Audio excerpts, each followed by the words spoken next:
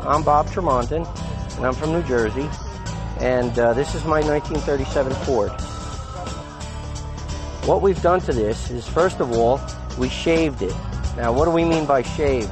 Basically, the old cars had a rain gutter around in here to keep the rain off you. We cleaned all that off to make the car look clean. We also chopped the windshield about 3 inches. If you'll notice the angle, all right, what we've done is we've taken 3 inches off the windshield and put it down like that so the car looks like it's leaning forward. And of course, we took the chrome off it and cleaned it up. Standard on a 1937 Ford, there's usually a small window back here to help your vision. All right, Ford did that standard. We took it out, again, to smooth everything. So if you look at the car from a distance, it's sloping forward for aerodynamics and speed. So it gives that racing stance. The tires are heavy-duty drag racing tires. They're Hoosier tires. They're a lot wider than a standard tire. The entire interior's been done in a beige leather and then accented in ostrich, and of course I had 37 coupe stitched in there. The seats were actually Ford van seats. They're 7-way power seats, and of course it's got the tilt steering wheel. That's all different, and of course the gauges are all brand new. 2 big gauges on the top are your mile per hour gauge. Of course, next to that is your tachometer, and then your oil pressure gauges, your amp gauges, your basic running gauges. The gauge on the lower, that's your vacuum gauge for your supercharger. Now, it's a 3-speed automatic transmission, but it's a drag racing transmission. It's made to handle 1,000 horsepower. This was called a business coupe. And of course, it has air conditioning and power windows. Very quiet car. There's no gas cap because, again, we want to keep the car as clean as possible. The gas tank is actually inside the trunk.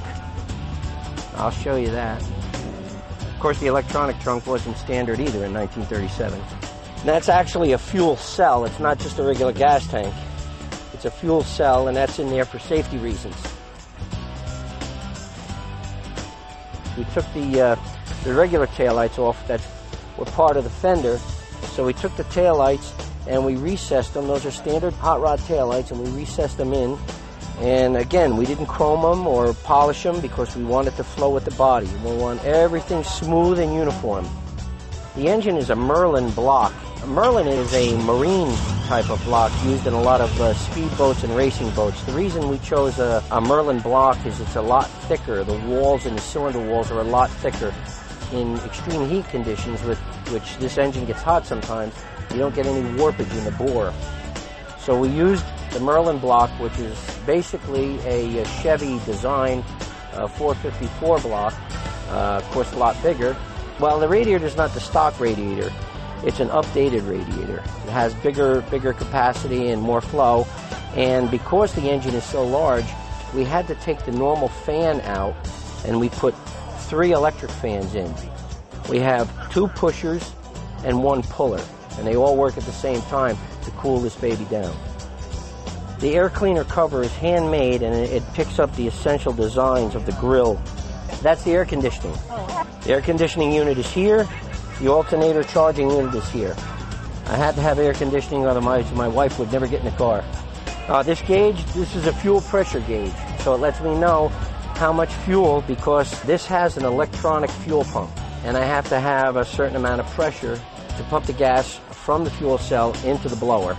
This button is a pressure release button.